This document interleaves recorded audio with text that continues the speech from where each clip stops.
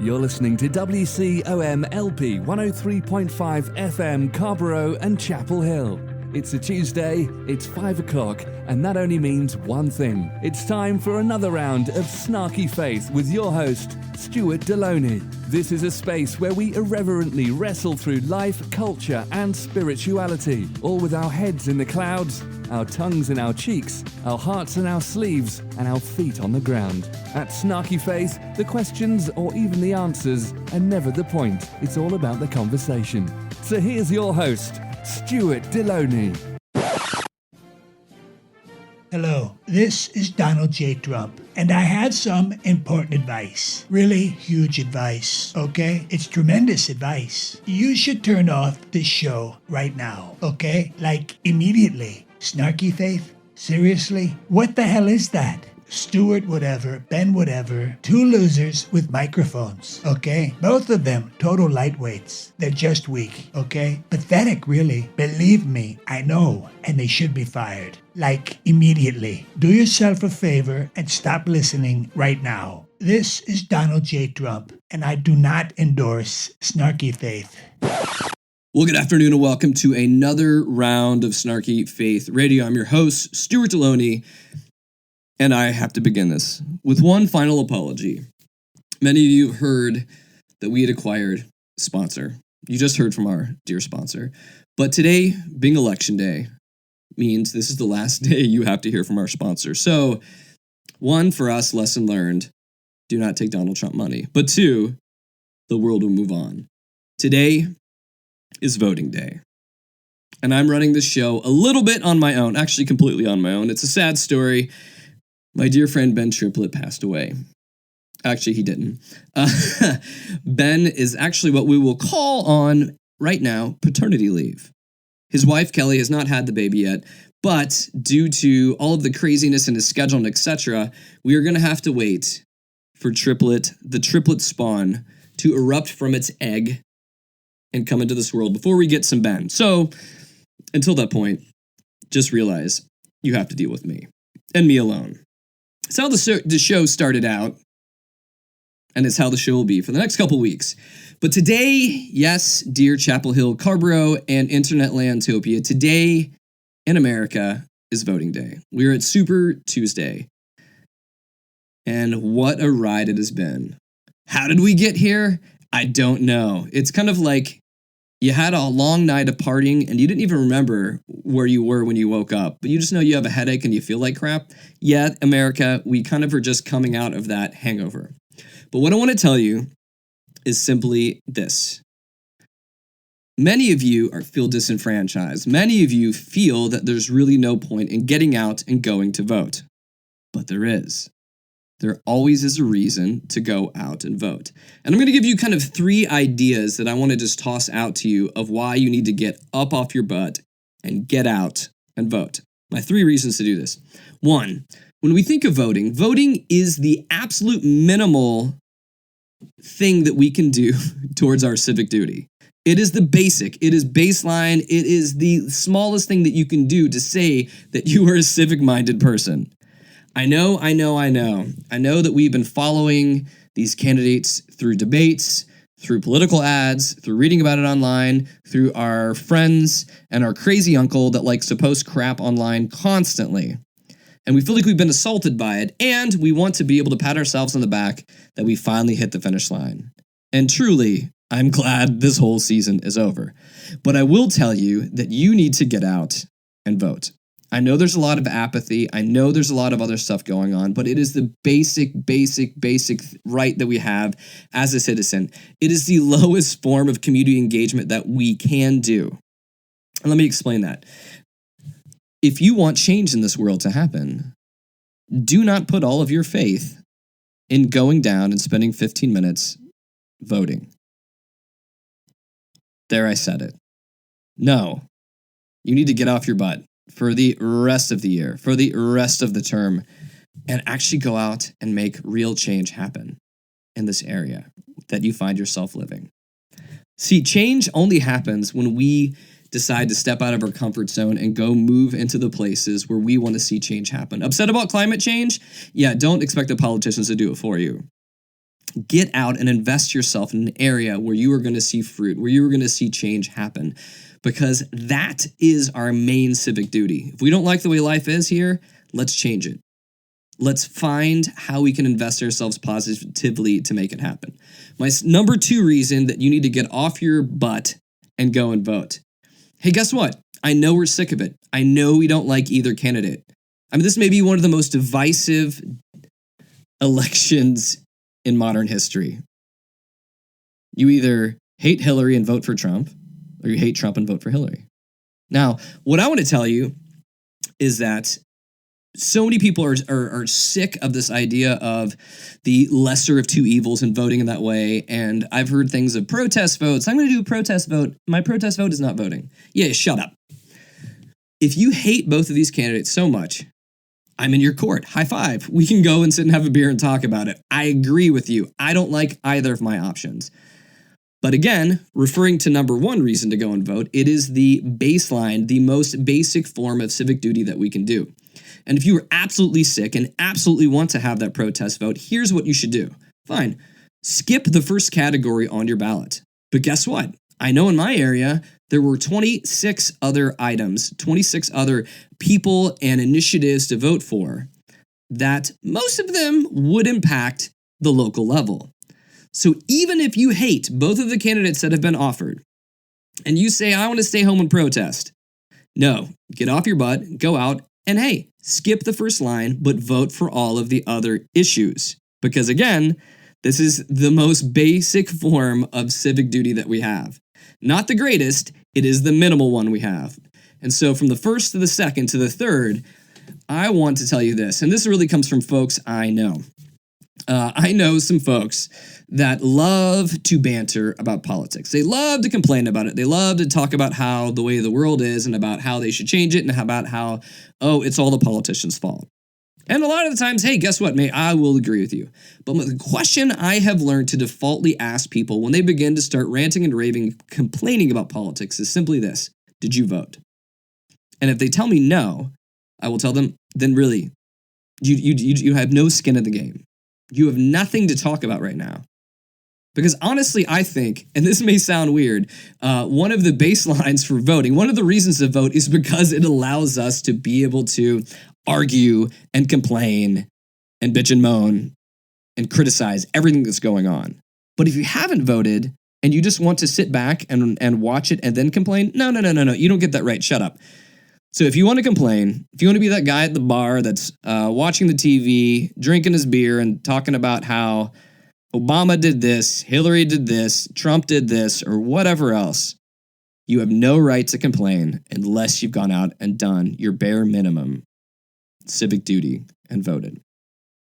Now, next, I wanted to tell you this, that we all feel like the apocalypse is looming near. We all feel that this crazy clown circus show that we call the election of 2016 has all brought us to ground zero, the place where everything is going to implode.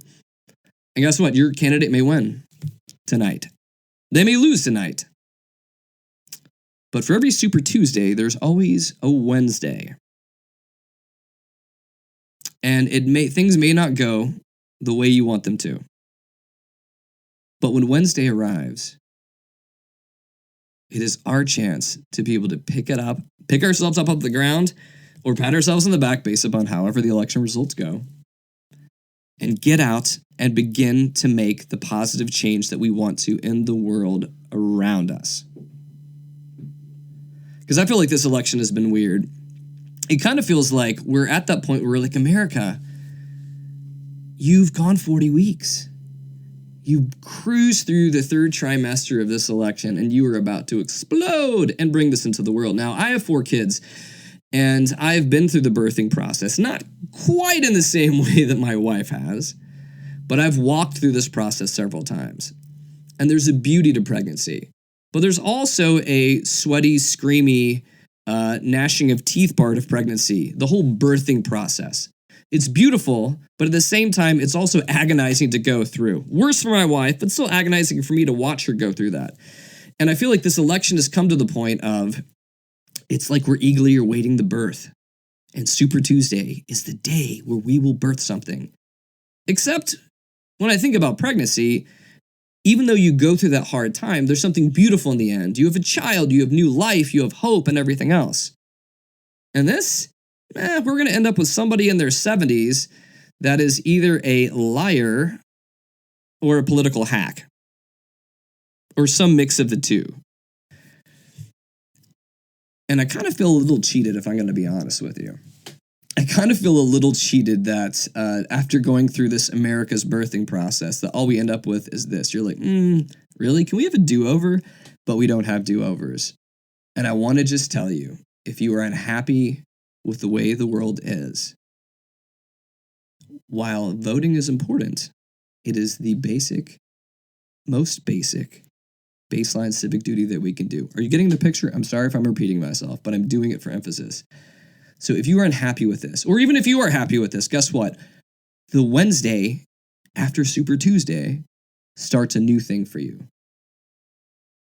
Get off your butt and go make real change happen. For us to be able to pat ourselves on the back and think that we really did something wonderful and American and patriotic by going and casting a vote and maybe spending some time in a line, spending a few more minutes voting, and then we leave, we are delusional if we feel like that is how change happens. Too often have we put all of our faith in politicians and political leaders, and a lot of times religious leaders as well too, especially as we've seen in this process.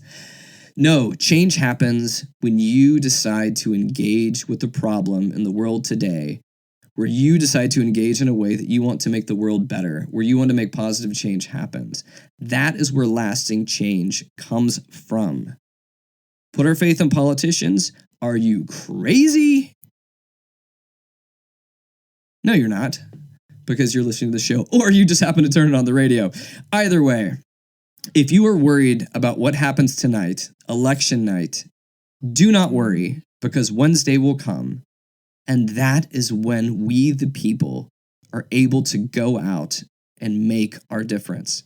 My last point in this little opening monologue that we have here is simply this. I have run into, and I'm not joking, I've run into some people that I've been seeing posting on social media that are talking about wanting to vote for Jesus. And at first I thought it was something that was kind of anecdotal, the things like Christians throw around, like, Jesus 2016, vote for Jesus, Jesus for president, all this kind of stuff. I just thought it was something that they were just kind of throwing out there. But when I actually took time to message them or ask them, are you really doing that? And they're like, oh yes, we're writing in for Jesus. I'm sorry, Christians out there, this is absolutely stupid, this is absolutely moronic, and this will absolutely not do anything. But if you follow my first 3 rules, that it's the baseline civic duty that you have, that there are other issues in play, and that A gives you arguing right, fine, I will concede this idea, albeit it is a stupid idea. If you want to write in Jesus for president, fine, do it. Just make sure you vote on all of the other topics. And recognize that Jesus would never run for president, and it reminds me of something my grandfather once told me. He said the right person that we would ever need for president, the person that should absolutely run to make a difference in this country, is too smart to run for president. And many of us are going to feel like kind of leaving the country if I've heard this, people are like, oh, if Trump wins, I'm moving to Canada. If Hillary wins, I'm leaving. No, actually, it'd probably be if Hillary wins, I'm getting my guns. That's kind of how it works. But one thing I want to really push back when we want to kind of uncountry ourselves, like we want to distance ourselves from our country. Our country is a melting pot of lots of different ideas, of lots of different people that are coming from lots of different standpoints. Stay engaged. Stay a part of the conversation. Stay a part of making change happen. Don't disengage. Don't say, I'm taking my ball and going home. That's just the kindergarten result. And hopefully, if you're of age to vote, that would tell me that you're technically an adult. So act like one. If you don't like the results, fine. Go and make change happen. Go get engaged. Go do something somewhere else. This idea of kind of conscious uncountrying that a lot of folks are talking about is just dumb, and it doesn't do anything. But on that line of uncountrying, today we have an interview with the author of the book Unchurching. And it was a really fun talk. And I think based on the time we have today, you'll get part 1. And so, without further ado, let's move on to Unchurching. So today I'm talking with Richard Jacobson, who is the author of Unchurching, Christianity Without Churchianity, and also part of the Unchurching podcast. Or really, would you say that you are the mind behind the Unchurching podcast, Richard? I conceived of it, but it definitely wouldn't be what it is without my friend who does the show with me, Gunnar Falk. He brings the personality, among many other things. Well, it's great having you here today, and I'll front load this, and I'll do this again at the end, just for some good shout outs for you. So if folks want to be able to look into your book, your podcast, and everything else more, where would you direct them to go?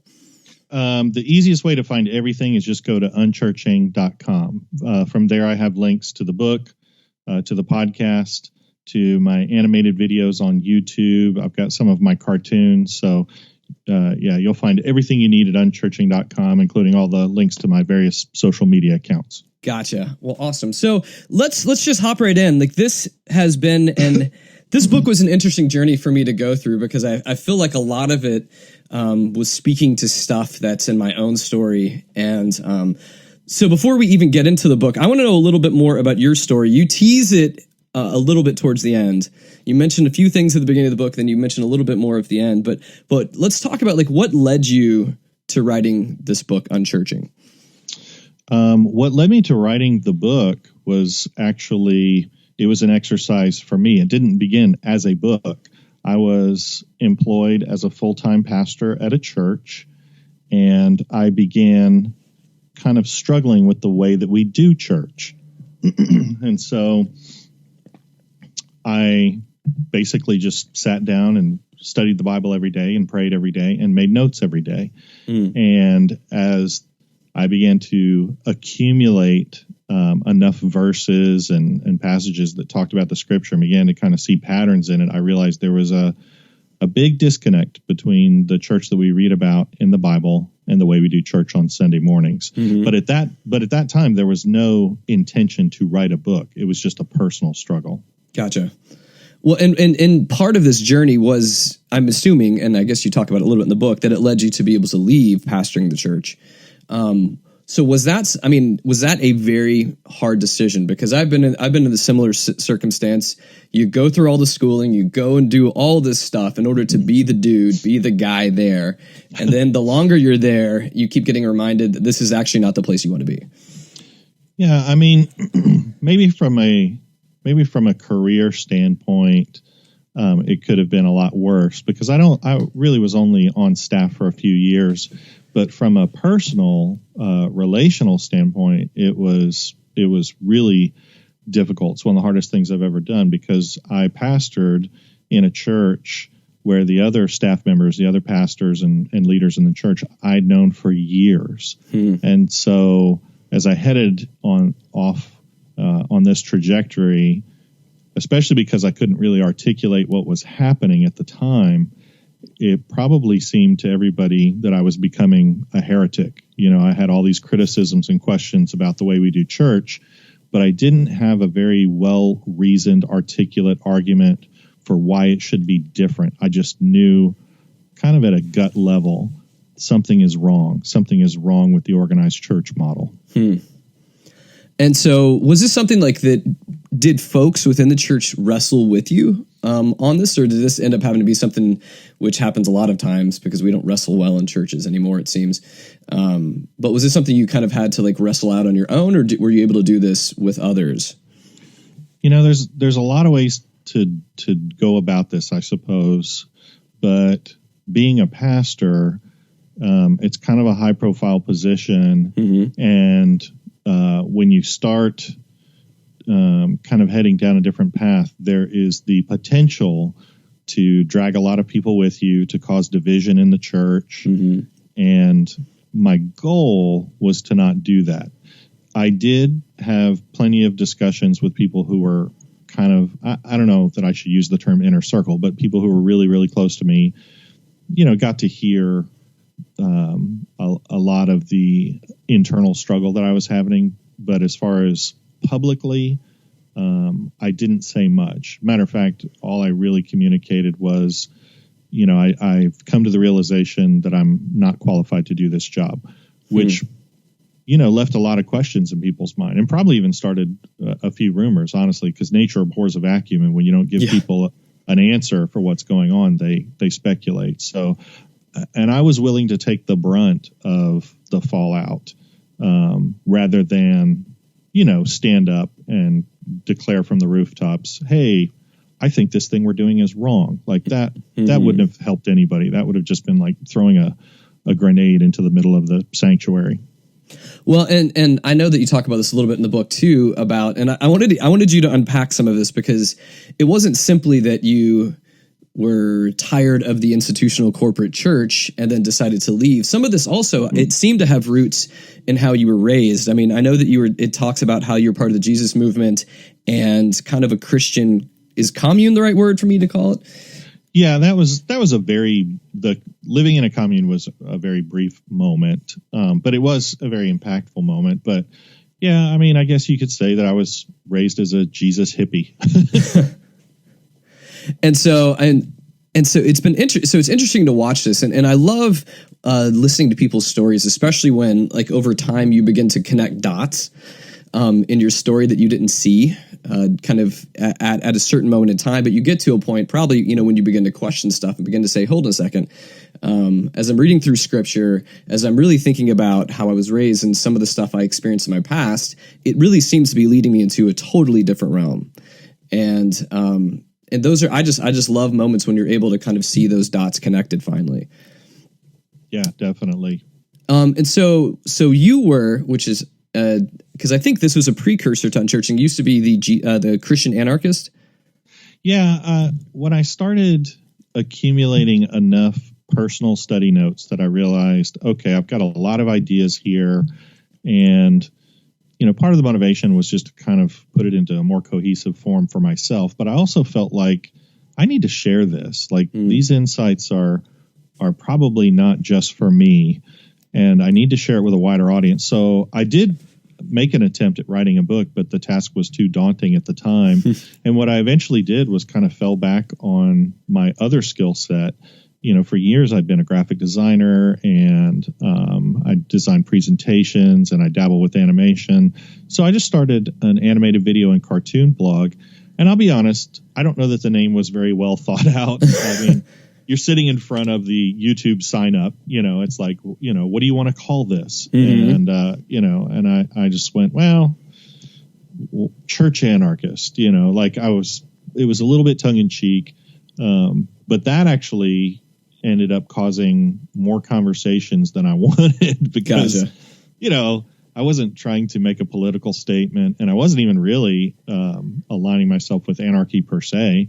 It was more, I wanted something that communicated a little bit of an anti-authoritarian sort of viewpoint. I thought it was kind of funny. A lot of people took it very seriously, and I found myself having to explain the name, I spent more time talking about what the blog wasn't about than what it was about. And so I eventually went, okay, this is baggage. I need to drop this. Mm-hmm. And what's funny is the original name that I had in mind for when I made my first attempt at the book was Unchurching. And I don't talk in the book about where that name came from, but there's actually a very solid reason why I wanted to call it Unchurching.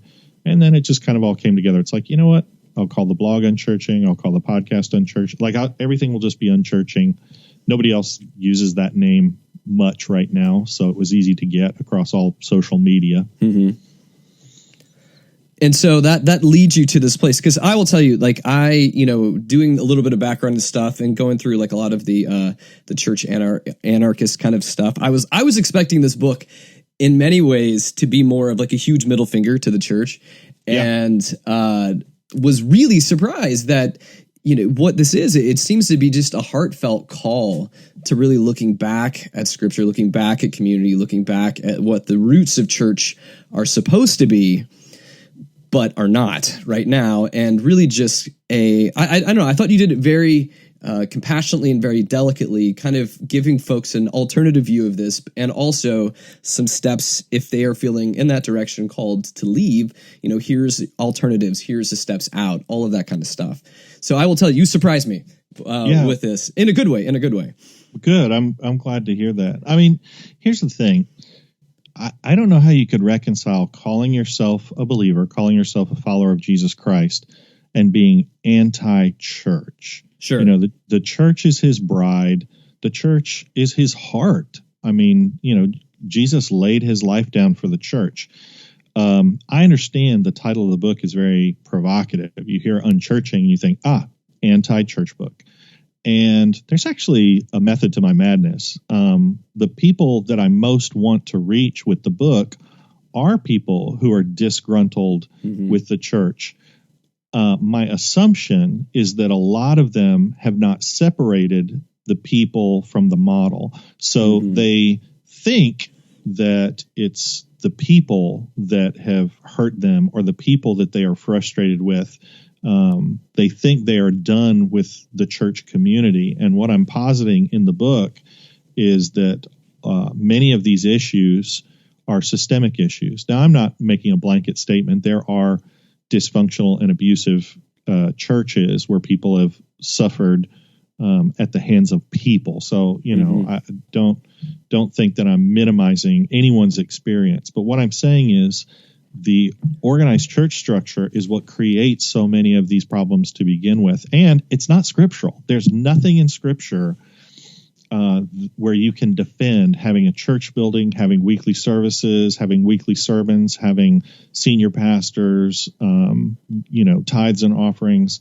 None of that is scripturally valid from a New Testament perspective of church.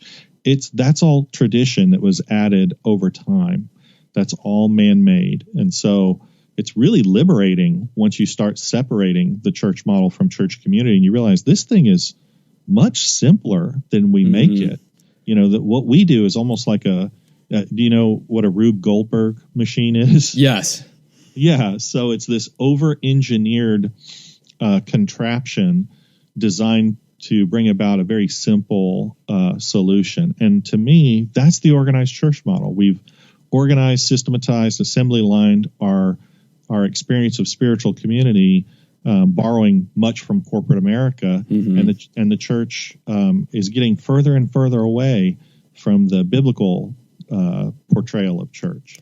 Well, and that's the hard thing, I think, for a lot of folks to be able to dissect how culture has changed church about, because you've been mentioning how we've become so institutionalized, it looks simply like a corporate model, corporate structure, hierarchy, all those kind of good stuff.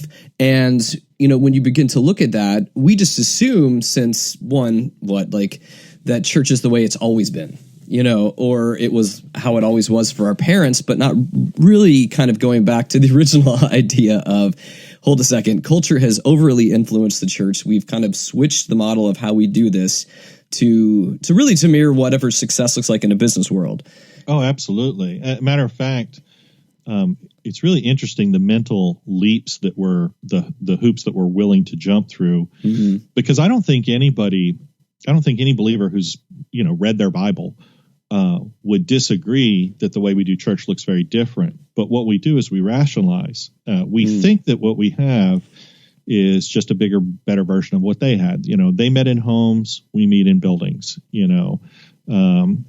Basically we connect all these dots to these things that they were doing, and we think, oh, this is just a natural outworking of what they were doing. We don't see any contradiction. But the reality is, there is a contradiction between being a genuine spiritual community and legally being a corporation, which is what today's churches are. Those things, in my humble opinion, are opposed to one another. So, in your opinion, too, going back to this, we're talking like around a little bit of more current history. So, where did this all go wrong? Set us straight, Richard. Oh, like for the church, where did it go wrong? Yeah. To some degree, I probably oversimplify it a bit in the book, and I talk about how the Romans institutionalized the church, and you can make a really good case for Constantine, when he supposedly converted to Christianity and made Christianity the national religion of Rome, he made a lot of very fundamental changes to the way we do church. That's where we got our church buildings and professional priests and so on. And I know we're supposed to be talking about my book, but I do need to say this. A really good book on that subject, if you really want to kind of delve into, where did all of this come from a historical perspective, is a book called Pagan Christianity. And at first I was dismissive of pagan Christianity because I didn't really understand what the title was conveying. And what the book is about is how Christianity, when it became institutionalized, borrowed from all these pagan traditions around it and brought these things into the church. So if you want a good historical argument, a deconstruction of the way we do church, read Pagan Christianity. If you want something, and I'm not saying pagan Christianity doesn't reference scripture, but if you want something that's solely, chapter and verse scriptural argument, then read Unchurching. And I think they complement each other. I don't think they're mutually exclusive. Well, so we're saying that essentially, like, we're going down the wrong track.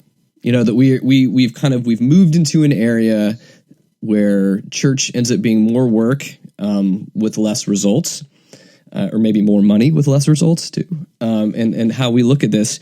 So when we begin to look through this, how would you say, where do we begin to fix the problem? Well, and even I know this isn't directly answering your question, but let me insert this, because I think the first thing is you have to become convinced that there is a problem and that it needs to be fixed. And a lot of the motivation behind this book, and the reason that I'm, creating so much other media, videos and podcasts and cartoons and you name it, is I'm trying to wake up believers to the fact that the church is reaching a crossroads. Right now, millions of believers are leaving the organized church. And it's not just people who have abandoned their faith. Not that that isn't tragic, but there's something different happening. At least I don't remember anything like this in recent church history. And that is, right now, millions of believers are leaving the organized church without abandoning their faith. What is happening right now is unprecedented in terms of recent history, where believers are saying, I'm not leaving the church because I've abandoned my faith. I have to leave the church in order to preserve it. There is a growing discontentment that is reaching a critical mass for a large number of believers, where not only can they not connect with the organized church model, they feel that it is actually harming or at least hindering their faith. And so they're leaving to look for something else. My concern is, if we continue to marry church community with the organized church model, if those things are joined at the hip in everybody's mind, we're almost leaving them with no option but to eventually abandon the church. Unless we get behind them and validate the experience that they had and what they're looking for, and say, hey, I get it. I don't connect with that thing either. And guess what? You don't have to have it. My concern is we could lose a whole generation. And I'm not trying to blow this thing up and exaggerate. That's my legitimate concern. When I look statistically at the way each generation connects with church, it looks as if we're trending toward a generation that will have definitely no experience of organized church. But my concern is, will they have any experience of church community at all? Does that make sense? No, totally. Yeah. And so kind of even really before, and you'd mentioned this, the step one is that we just have to realize there is a problem. And so why do you think, and I know some of this is human nature, but why do you think that we're so resistant to be able to actually see that the problem is right in front of us? Because I think what's happening in most institutionalized churches today is we just have to somehow do more. We have to do more in order to, I guess, stop the leak that's happening, or stop the massive hemorrhaging that's happening here. Doing more of the same is really kind of just been the answer. Oh, yeah. As a matter of fact, the reason we can't seem to fix this problem is the assumptions we make about the problem. The assumption we make is that what we need to do is tweak the model. In many ways, I kind of look at it, we just had, at least as of this recording, I don't know when this episode will go out, but, we just had the anniversary of the Reformation. I think it was the 499th year since the Reformation.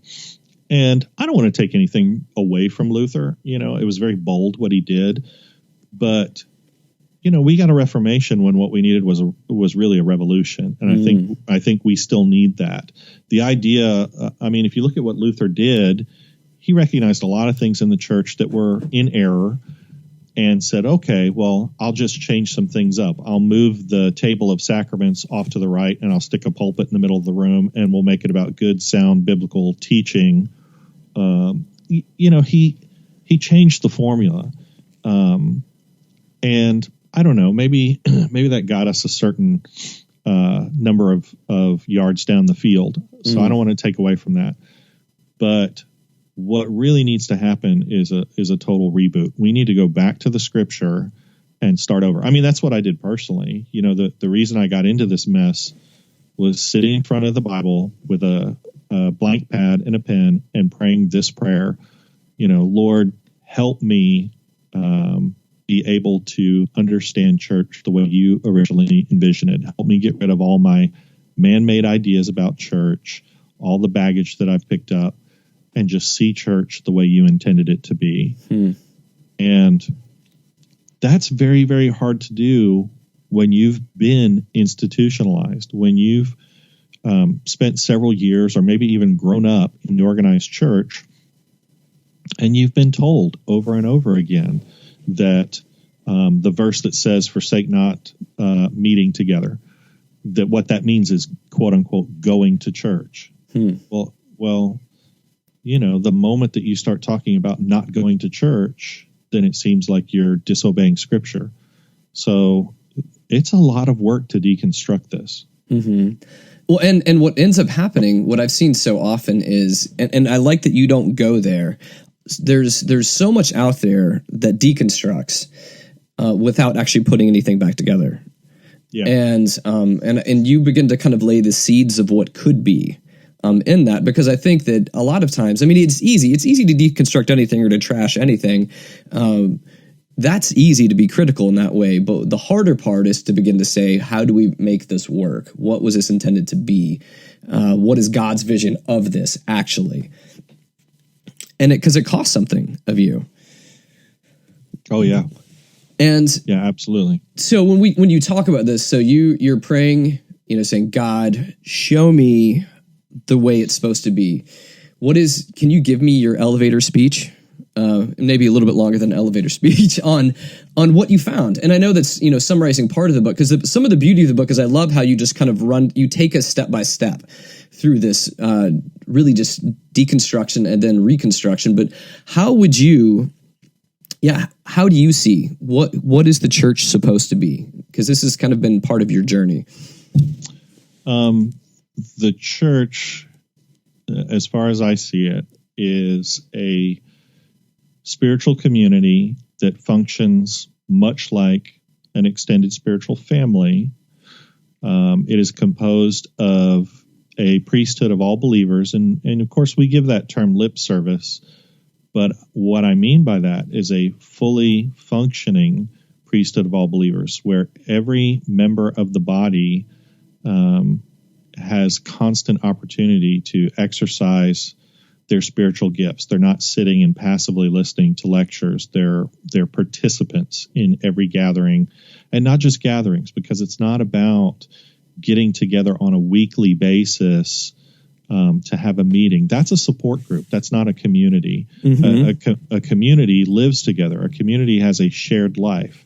The church is supposed to be a spiritual community, and the truly defining aspect of the church is that Jesus Christ is head. And I don't mean the way he is in the organized church, where he's a figurehead, where he's a kind of a powerless figurehead, kind of like the Queen of England.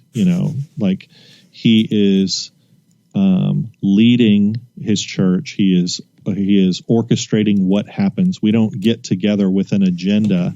We get together and make ourselves available, and he has the agenda, and he speaks to us through the various members and through the various gifts. And it's really, we're there for whatever he wants. It's not vice versa. Very often the way we do church today, we decide what the sermon is going to be. We decide what we're going to pray for and what we're going to ask for. It's almost as if the assumption is that God is there for us. That's not it. The church is there for him. This is his church, not our church. And when you begin to look at this, because I know that a lot of this is kind of talking in or speaking into this exodus, this desire for people who aren't getting what they want in the institutional church. But what I think what happens, in a lot of this is that for just now, I'll break this down for each side of it. But for just like the normal lay parishioner, this person that goes to church every week, that the model of church that we've been giving folks is fairly easy on them. It doesn't require much. Besides hour or two a week. Consumer focused. Yeah. And when you begin to talk about leaving this and stepping into something deeper and something that requires more of them, it comes at a cost. I mean, it comes at a cost of our comfort. It comes at a cost of certainty and so many other things. And I think that oftentimes, and you can tell me if I'm right or wrong on this too, the difference, the requirements, the costs that come in leaving that situation, sometimes it's too much for people. They would rather just keep going to something that requires very little of them. Yeah, and I mean, you can defend that statistically. I mean, back when I was on staff as a pastor, I used to read a lot of surveys. Used to read a lot of, George Barna used to do all these surveys and share all these statistics, and he wasn't the only authority doing this. So I was constantly reading about church trends and, whether it came to attendance or giving or whatever. And one of the things that I found very interesting, because mega churches were on the rise, and it was measurable that once you got beyond a certain size, I don't remember what the threshold was, you actually began to attract a different type of church member. When a church is very small, the only people who are attracted to it are usually people that want intimacy. They're craving community. Once you get beyond a certain size, and I'm not saying everybody is attracted for this reason, but you begin to attract people who want anonymity. They want to be passive spectators. They love the fact that the church is so big, they can go and sit on the back row, listen to a sermon, put money in a plate, and be done. That church can occupy a small portion of their life, a small portion of their time. They can, they can check off the box. I went to church, and maybe they're getting something out of it. I mean, maybe they're getting a certain sense of encouragement or whatever. Maybe it is like filling up at a gas station, and that gets them through the week. But that's it. Like, they want to go in and get their church fix and then go back to living their life. You can't really do that in genuine church community. So what's interesting is you have people who are really, really frustrated with the way that we do church and are very often hurt, and so they want to leave. But it's not like the thing that we're going to enter into is a place where you're not going to get hurt or you're not going to get challenged. Mm-hmm. But it's going to be a different thing, and it's going to be for different reasons. I think it's a different thing when I think there's a good kind of pain. I heard years ago a coach talking about what he does, and he said, I make my people do what they don't want to do in order to become the people that they want to become. It's that no pain, no gain idea. Sure. Iron sharpening iron is the way the scripture talks about it. There is something wonderful about people who will challenge areas of your life that need to be dealt with and help you Christ is perfecting us from glory to glory to glory, and the church community is his instrument for doing that. Unless you're living in genuine intimacy with other brothers and sisters, where you can be completely vulnerable and you can be transparent and you can let them see the skeletons in your closet, those things can't get dealt with. But it does have to be in a context that is trusting and loving and safe. Does that make sense? No, it does. It completely makes sense. And, I think sometimes, and here, what I want you to do here too, because I know a lot of this book, it's not meant to necessarily tell people everyone should leave right now, because everyone is at different places in their journey. But, to those folks that are questioning or already out, how would you speak to their fears of being able to make that leap? How would you be able to speak into that? Because you've been through it. I mean, like you mentioned earlier, it's not easy to leave a staff of people. It's not easy to leave certainty. It's not easy to leave where people aren't going to understand what you're doing.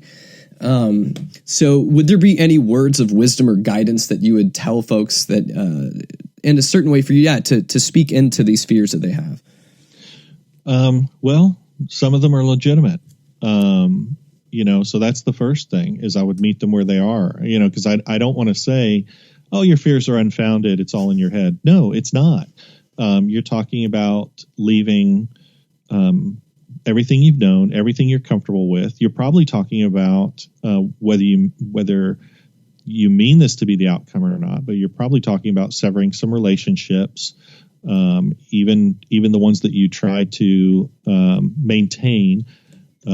Some you will be able to, and some you won't. And that's not necessarily because people are going to excommunicate you, but the reality is that group of people are busy doing that thing. They're involved in programs and services and events and so on.